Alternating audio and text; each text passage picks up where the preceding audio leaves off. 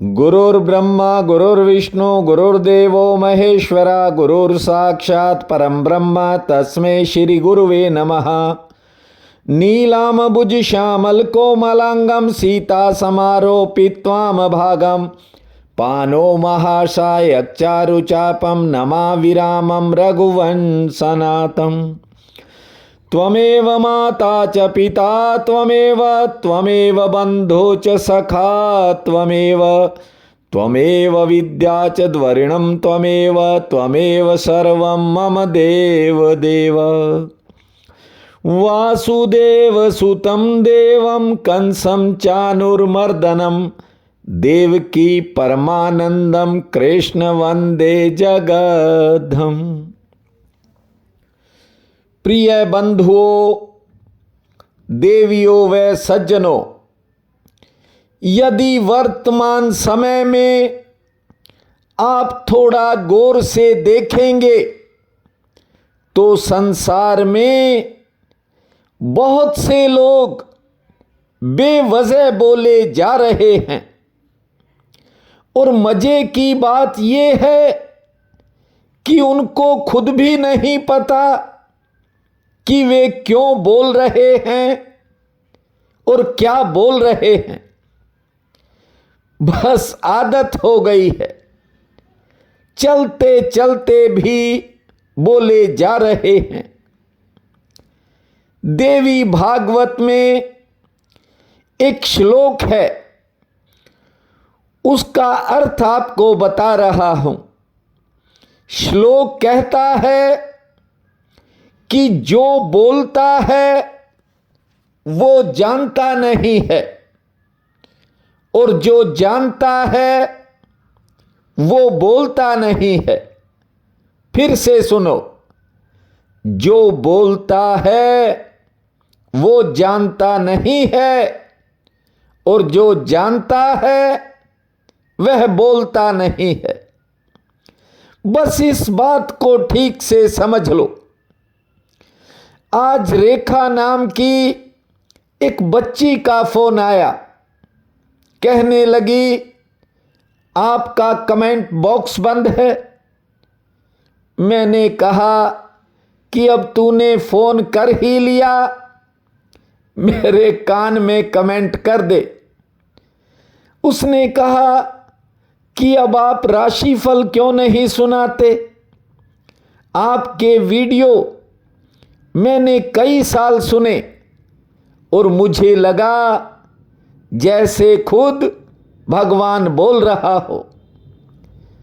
मैंने उससे कहा, बच्ची, मैंने इसीलिए कमेंट बॉक्स बंद कर दिया ताकि तेरे जैसे लोगों के कारण कहीं मैं ही ना बहक जाऊं। ज्यादातर लोगों को यह भी नहीं पता कि कहना क्या है, इसलिए मैंने पुराने सभी वीडियो हटा दिए। जानते हो, यदि आप ना होते तो ये चैनल कब का बंद कर दिया होता। कुछ बहन भाई हैं जिन्होंने बीते सालों में सुनने की कला को सीखा है। देखिए, श्रवण की कला आ गई जिसने सुनने की कला सीख ली, उसका बेड़ा पार है। श्रवण से मन ठंडा रहता है, श्रवण से ही भीतर ज्ञान का प्रकाश होता है, श्रवण से ही इस पापी मन पर ज्ञान का अभिषेक होता है। और जो भावपूर्वक श्रीमद् भागवत कथा का श्रवण कर लेता है, उसके मन की बहुत सी पीड़ाओं का भी अंत हो जाता है। ज्ञान के श्रवण से हृदय को ठंडक मिलती है और व्यक्ति को खुद का अनुभव होने लगता है। वो बच्ची कह रही थी कि मेरी आप में बड़ी श्रद्धा है।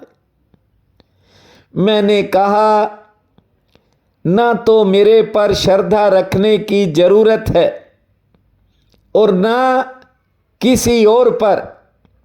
श्रद्धा रखनी है तो मेरे गोविंद पर रख, मेरे बांके बिहारी मुरली मनोहर पर रख, अपने आप पर रख, क्योंकि मुरली मनोहर तक पहुंचने का रास्ता तो हर इंसान के भीतर से निकलता है।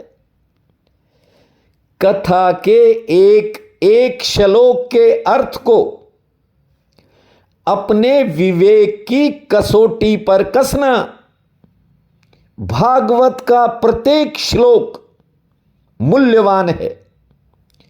सुनने के बाद किसी एक अर्थ को भी आपने अमली जामा पहना दिया तो आपका जीवन सार्थक हो जाएगा। श्रीमद् भागवत कथा सुनने से दुख और पापों का नाश हो जाता है, लेकिन इसे सुन वही पाता है जिसने सुनने की कला सीख ली हो। श्रवण की कला आ जाए तो हर जगह गुरु है। जैसा कि श्रीमद् भागवत में दत्तात्रेय जी ने राजा यदु से कहा था कि मैंने सर्प से सीखा कि घर घर भोजन नहीं मांगना चाहिए। सर्प भूखा रह जाता है लेकिन भोजन की तलाश के लिए कहीं नहीं जाता। संतोष रखने वाले पर ही दीन दयाल की दया बरसती है। ध्यान दीजिए, ये व्यक्ति का जो मन है ये बहुरंगी है। इसके रंगों का कभी अंत नहीं होता। ये दिन में बहुत बार रंग बदल लेता है, नए से नए रंग बदलता है। यदि खुद को रंगना है तो बांके बिहारी के रंग में रंगना। जिस दिन आप श्री हरि के रंग में रंग गए उसके बाद आपको जगत के दूसरे रंग फीके लगने लगेंगे, क्योंकि आप स्वयं के मालिक बन जाओगे। भगवान श्री कृष्ण कहते हैं कि आप संसार और संसार के लोगों के लिए कुछ भी करके देख लेना, वे आपसे खुश नहीं हो सकते, क्योंकि संसारिक लोगों की इच्छाएं, अपेक्षाएं, कामनाएं ये और ज्यादा बढ़ती रहती हैं। इसलिए दूसरों को ज्यादा खुश करने की बजाय अपने हृदय की आवाज को सुनिए, वरना ये छोटी सी जिंदगी कब समाप्त हो गई तुम्हें पता ही नहीं चलेगा। गौर से अपने जीवन के बीते हुए समय पर एक बार नजर मार कर देखना। अधिकांश लोगों ने तुम्हें निराश ही किया होगा। खास लोगों के लिए, करीबी रिश्तों के लिए आपने बहुत बार अपनी प्यास को दबा लिया होगा, अपनी आस को भी भूल कर बैठे रहे होगे, लेकिन मिला क्या ये आप बखूबी जानते हो। इंसान सोचता है कभी मेरा भी समय आएगा, ऐसा सोचकर ही व्यक्ति बहुत कामों में प्रतीक्षा करता है, लंबा इंतजार करता है। जो मिला वो आप जानते हो। कथा कहती है, अपने आप को पहचानो, क्योंकि बहुत दूर चलकर आप आ चुके हो। बाकी सब टाल दो, लेकिन आत्मबोध को मत टालना। जानते हो, ये जो मन है ये अनिश्चय में जीता है। मन हमेशा डांवाडोल रहता है, हर काम में डोलता है, हर बात में डोलता है। किसी भी काम को तय करना मन का स्वभाव नहीं है। ध्यान से सुनो, संशय मोह भरम की रैन। क्या कहा? संशय मोह भरम की रैन। संशय के कारण, संदेह के कारण रात अंधेरी है। व्यक्ति का मन संशय के भोजन से ही जीता है। ये कथा आपके मन के संदेहों का निवारण करेगी। जितने दिन बचे हैं पूर्ण भाव से श्रवण करते रहो। हृदय में फूल भी खिलेंगे, भीतर अमृत भी बरसेगा। बस करुणा निधान आनंद कंद भगवान श्री कृष्णचंद्र का स्मरण, उनकी याद निरंतर बनाए रखो। श्री कृष्ण गोविंद हरे मुरारी, हे नाथ नारायण वासुदेवा। श्री कृष्ण गोविंद हरे मुरारी, हे नाथ नारायण वासुदेवा। हे नाथ नारायण वासुदेवा, हे नाथ नारायण वासुदेवा। श्री कृष्ण गोविंद हरे मुरारी, हे नाथ नारायण वासुदेवा। कल आपको प्रतापी राजा सगर के जन्म की कथा सुनाई थी कि किस प्रकार उसकी गर्भवती मां कुटिया बना करके रहने लगी। नाम अवरव ऋषि ने रखा था, सगर नाम जो है। ये कथा इसलिए सुना रहा हूं, आपने बहुत बार सुना होगा, पीछे भी कथा में आया था कि कपिल ऋषि के श्राप के द्वारा राजा सगर के 60,000 पुत्र जो है वे भस्म हो गए थे, उनकी गति नहीं हुई थी। अब ध्यान से सुनिए, राजा सगर अपनी भुजाओं के बल से युद्ध में जीतते थे, हथियारों का प्रयोग नहीं किया और सातों द्वीपों के राजाओं को अपने अधीन किया है। राजा सगर के 2 विवाह हुए थे। ध्यान दीजिए, बड़ी रानी केशनी से असमंजस नाम का एक पुत्र हुआ और दूसरी रानी का नाम था सुघृति। इससे 60,000 बेटे उत्पन्न हुए। जानते हो, असमंजस जो है वो योगी था पूर्व जन्म का।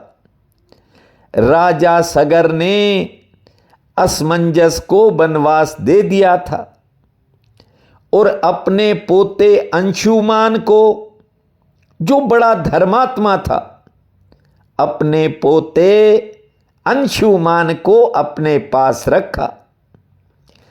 कुछ समय बीता, राजा सगर ने 100 अश्वमेघ यज्ञ करने का विचार किया। 99 यज्ञ अच्छी तरह संपूर्ण किए। जब 100वें यज्ञ का समय आया तो शास्त्र में विधि है कि शाम करण घोड़ा छोड़ा जाता है।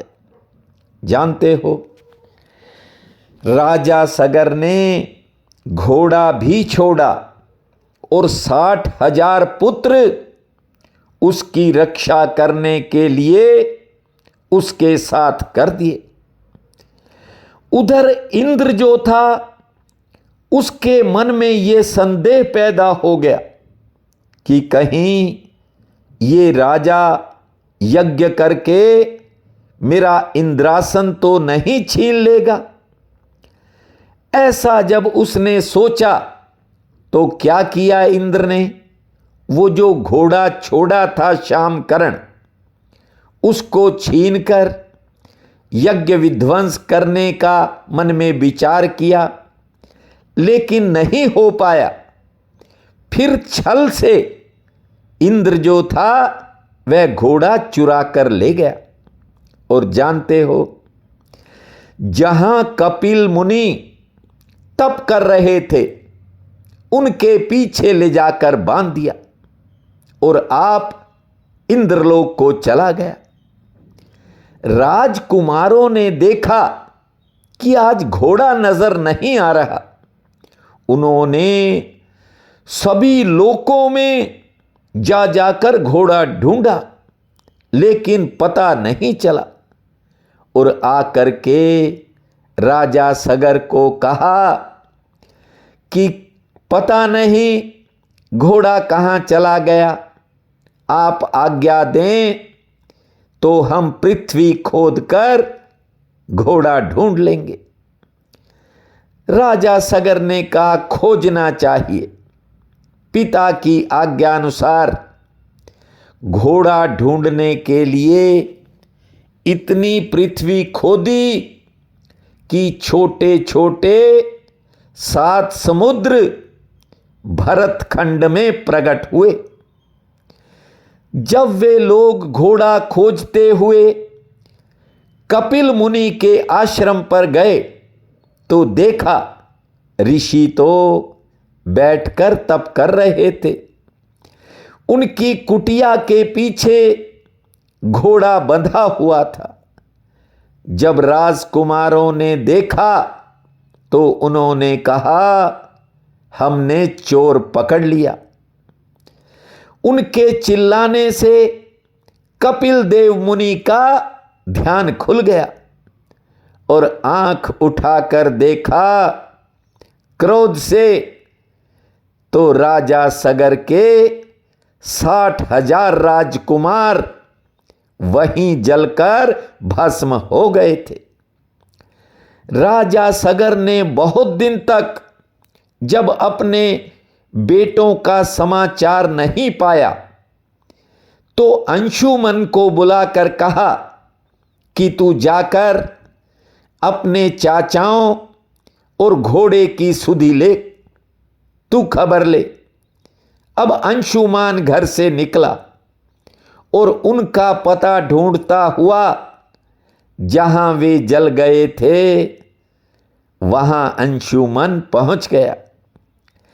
कपिल मुनि को जाकर के दंडवत प्रणाम किया, परिक्रमा की, स्तुति की। मुनि प्रसन्न हो गए। हे राजकुमार, तू घोड़ा ढूंढ रहा है, ये ले, अपना घोड़ा ले जा। लेकिन जो तेरे चाचा लोग हैं, जो मेरी क्रोध की अग्नि से जलकर मर गए हैं, वे अभी मुक्त नहीं हो सकते। तो फिर उपाय पूछा है। हे मुनिराज, कोई उपाय बताओ ताकि हमारे पूर्वजों की गति हो जाए।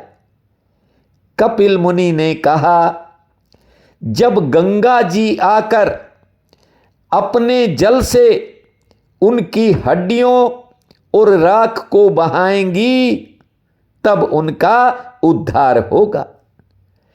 कपिल मुनि का वचन सुनकर अंशुमान उनको दंडवत करके राजा सगर के पास आ गया।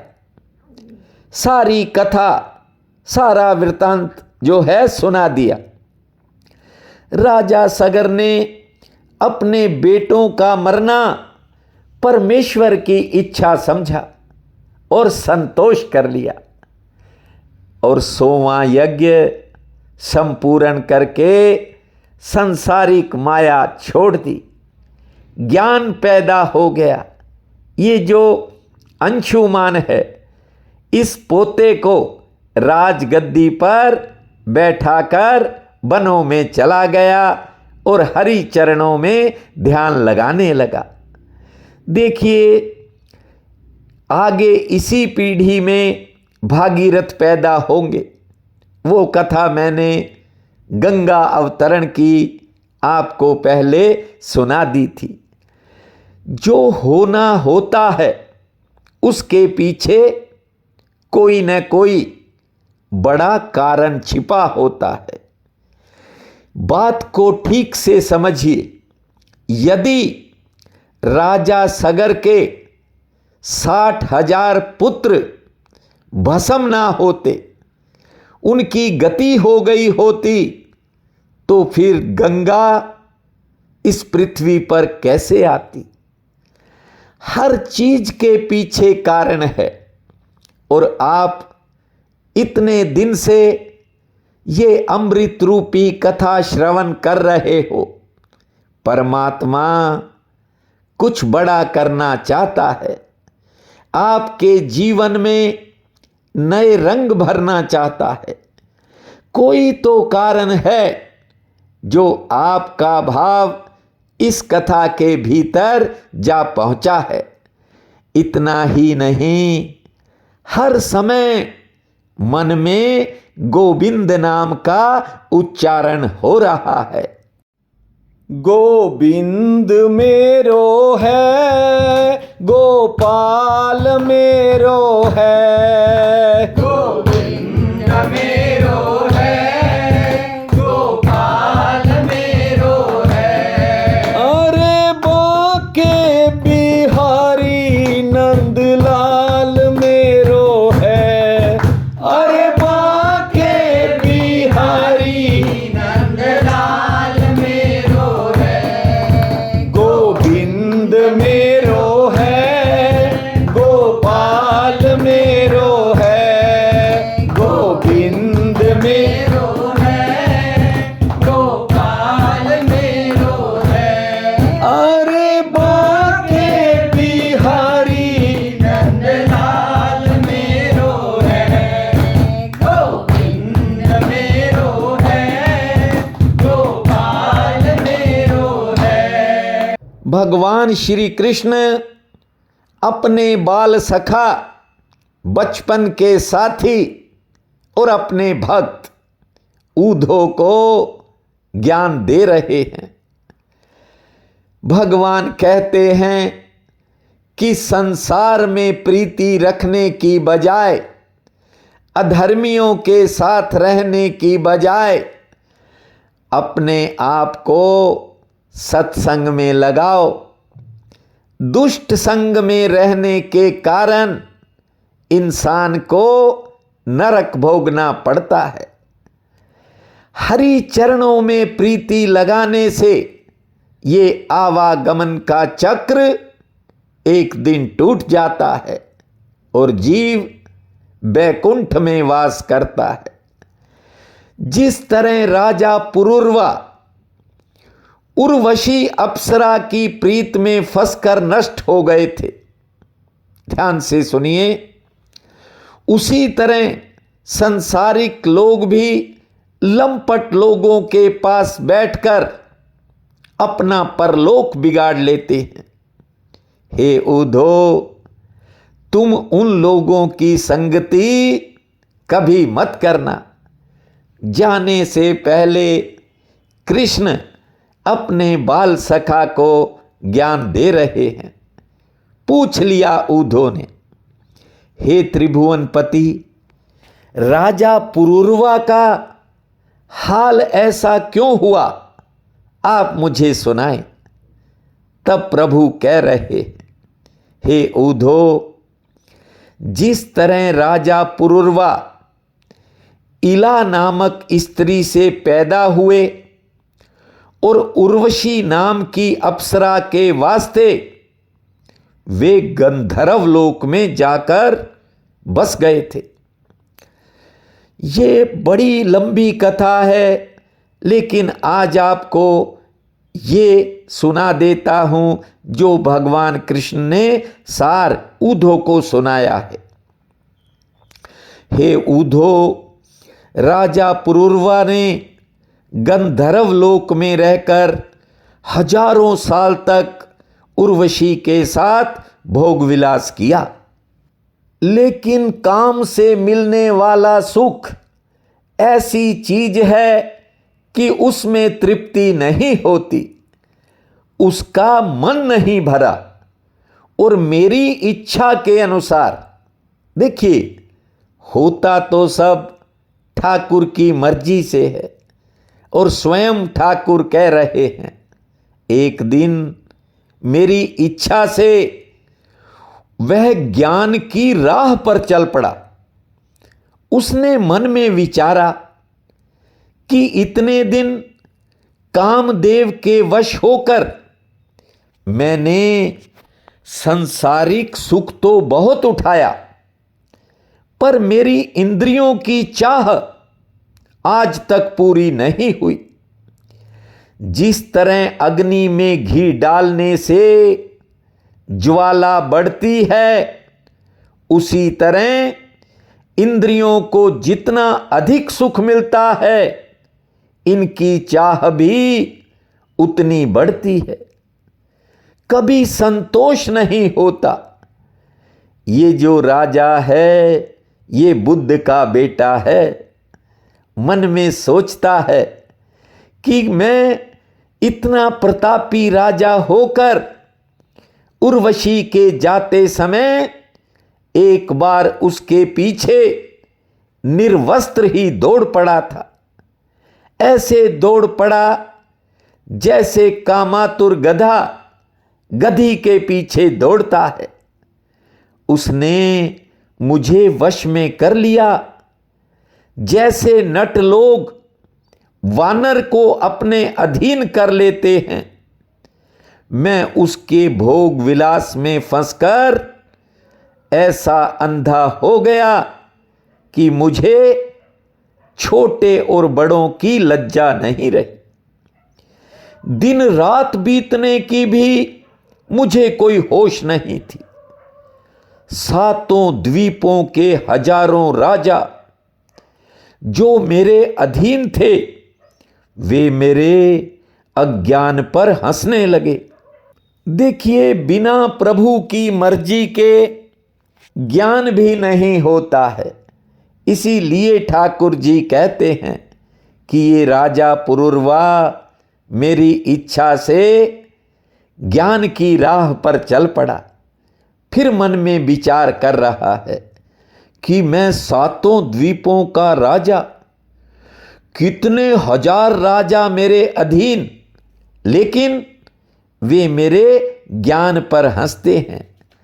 सच ये है कि कामी पुरुष स्त्री के वश में जब हो जाता है तो उसे अपना ही भला और बुरा दिखाई नहीं पड़ता, और काम के चलते तेज, बल, ज्ञान, धर्म कुछ नहीं बचता।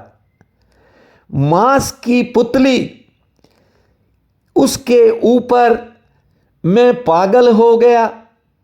जो इंद्र आदि देवता मेरे साथ लड़ने का सामर्थ्य नहीं रखते थे, वहां एक स्त्री ने जीतकर मेरा अभिमान तोड़ दिया। उसकी प्रीति में फंसकर मैं अपने आप को भूल गया। उसके समझाने पर भी मुझे कुछ ज्ञान नहीं हुआ। हालांकि वो बड़ा समझाती थी, लेकिन जब व्यक्ति कामी हो जाता है तो फिर आगा पीछा नहीं देखता। सोच रहा है अब कि जिस शरीर को मनुष्य अपना समझते हैं, वो शरीर मरने के उपरांत किसी काम का नहीं रहता।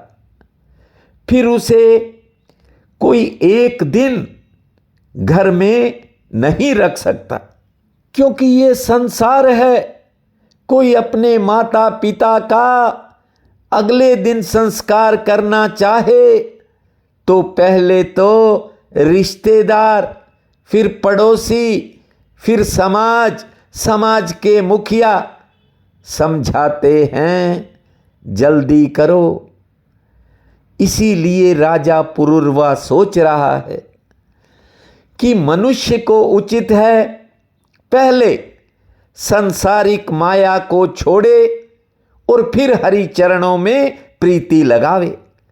ऐसा विचार राजा पुरुरवा उर्वशी का प्रेम छोड़कर, ध्यान से सुनिए, पहले उर्वशी के साथ गंधर्व लोक में था, उसके बाद वहां से सीधा पृथ्वी पर आ गिरा। हरि चरणों में ध्यान लगाया। हे ऊधो, यज्ञ, तप, तीर्थ, व्रत, दान, धर्म ये तभी होते हैं जब व्यक्ति को ज्ञान प्राप्त होता है, और ज्ञान सत्संग से प्राप्त होता है। यहां लोग अज्ञान के कारण इस संसार रूपी समुद्र में गोता खा रहे हैं। उनको भवसागर से पार उतरने के लिए सत्संग को नौका समझना चाहिए। अंधे के लिए सत्संग आंख के समान है। जिस तरह माता पिता अपनी संतान का भला चाहते हैं, उसी तरह संसारी मनुष्य के कल्याण के लिए सत्संग होता है। जब मनुष्य को सत्संग करने से ज्ञान प्राप्त होता है, फिर उसकी अपने शरीर से भी प्रीति छूट जाती है। देखिए, जब तक माया में जीव उलझा है, द्रव्य की तृष्णा है, तो सपने में भी ज्ञान प्राप्त नहीं होगा। संसारी मनुष्य का दुख छोड़ने वाली केवल मेरी भक्ति है, दूसरा कोई उपाय नहीं है। इसलिए धन चाहने वालों को धर्म करना उचित है, और नरक जाने से जो डरता हो वो सत्संग में बैठे तो उसको ज्ञान भी मिलेगा और मुक्ति भी होगी। ठाकुर कहते हैं, संसार के भीतर रहकर कभी श्री हरि को नहीं भूलना चाहिए। आगे की कथा अब आपको कल सुनाएंगे। अब सीधे श्री हरि की शरण में जाएंगे। हरि शरणम, हरि शरणम, हरि शरणम, हरि शरणम, हरि शरणम, हरि शरणम, हरि शरणम, हरि शरणम, हरि शरणम, हरि शरणम।